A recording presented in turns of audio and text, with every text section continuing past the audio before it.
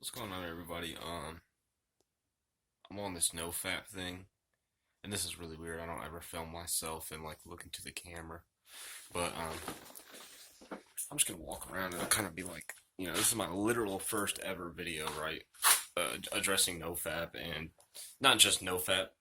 This is more of a like personality enlightenment. It all goes together, right? Because when you NoFap, at least for me, I notice that the way I look at women and the way that I feel towards women, and even when I relapse on a NoFap, like I'm not even gonna lie, like I've been relapsing recently, and a lot of people take NoFap as a joke, and they talk about how it's just placebo and it's just this and that, and oh, it has no real effect, and scientifically, blah blah blah. Your testosterone levels don't go lower, and all this stuff. But in reality, what it does is it might not fuck with your testosterone, which, in my opinion, I'm starting to think that it does.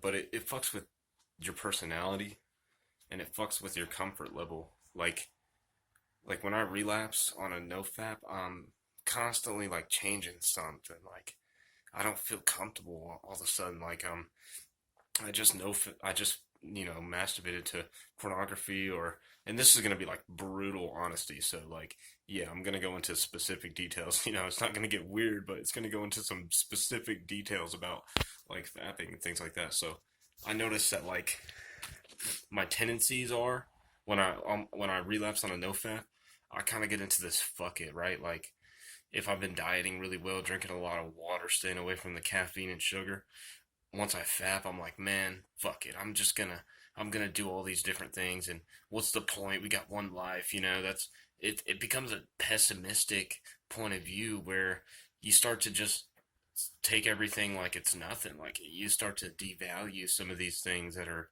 instilled in us. When in reality, like your diet and your social interactions, the way you talk to people, the way you act, if you're acting differently alone, that's actually a bad sign. That means that you're not really opening yourself up. You're not really being your true self when you're out and about.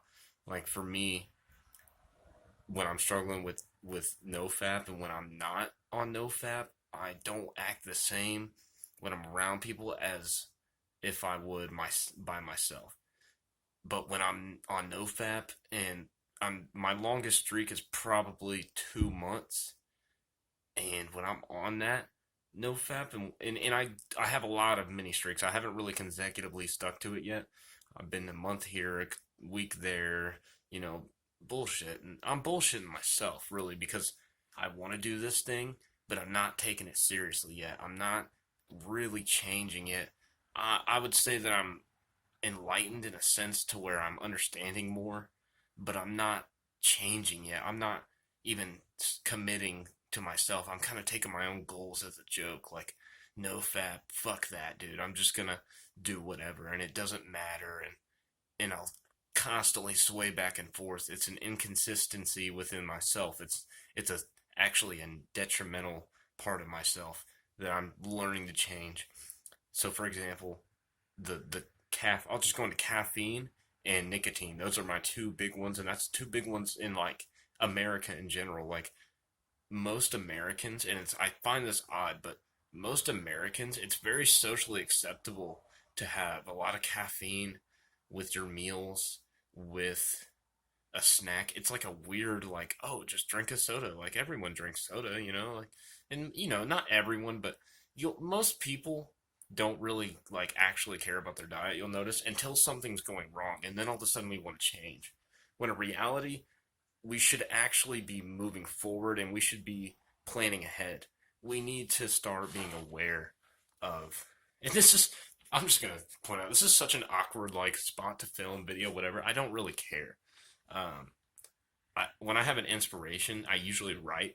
I would never go on camera and do this. This actually feels very uncomfortable and weird. And I think that's why I'm doing it. I want to start doing things that are uncomfortable. But back to what I was saying. So, we're kind of normalizing laziness and unhealthiness, really, like kind of being detriments to ourselves. Like, oh, I drink 2, 3 cups of coffee a day. It's not a big deal, or I I have a lot of caffeine throughout the day. I drink a couple sodas a day or a soda a day. That's no big deal, but it really is because when I went on water only for a while, just drinking water, my eating habit was pretty clean. I did have a lot of sometimes sugary snacks, but for the most part, it was pretty clean eating and exercise and just only drinking water. That was when I was in a mental hospital, actually. And what I noticed was not only was the medication working, that was a huge one. Antidepressants, for some people, it's shaky, for others, it's not. But the medication was working. But not only that, it was kind of like a double, positive going on. It was the medication, but it was my diet. It was the way I was. I noticed I started being so much more open, and I really just started saying what was on my mind. I didn't care anymore if I didn't fit in, if what I said made other people feel uncomfortable, and I really just didn't give a fuck anymore. And that's kind of how you want to live. You want to do what you want to do. You don't want to hold yourself back. We're constantly contemplating, like, oh, should I change careers, or should I go up to this girl, or should I talk to this person I never talked to? Let's just interact with someone random. And you want to do it, but there's this itch. It's like, oh man, it's like an anxious feeling. It's like, oh, I'm fine. I got my friends, and but I think that's a negative thing. Like, a lot of people say, keep your circles tight and small. But really, I think we should be constantly expanding our circles and constantly like questioning, okay, who am I hanging out with? Like, what is this person really doing for me? Um, am I really okay with only having the same people in my life forever? Or am I finally gonna start expanding my circles?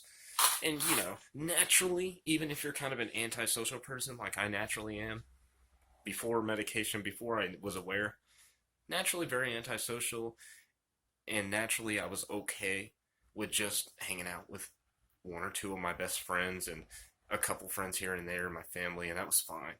But now, as I'm growing and I'm getting older, I'm 20, by the way, I'm 20 years old, still really young, still really going and learning through this life thing. I'm just now kind of getting myself together and doing basic shit that people would do in their early teens and high school years. I'm just now going out and doing things like a normal person.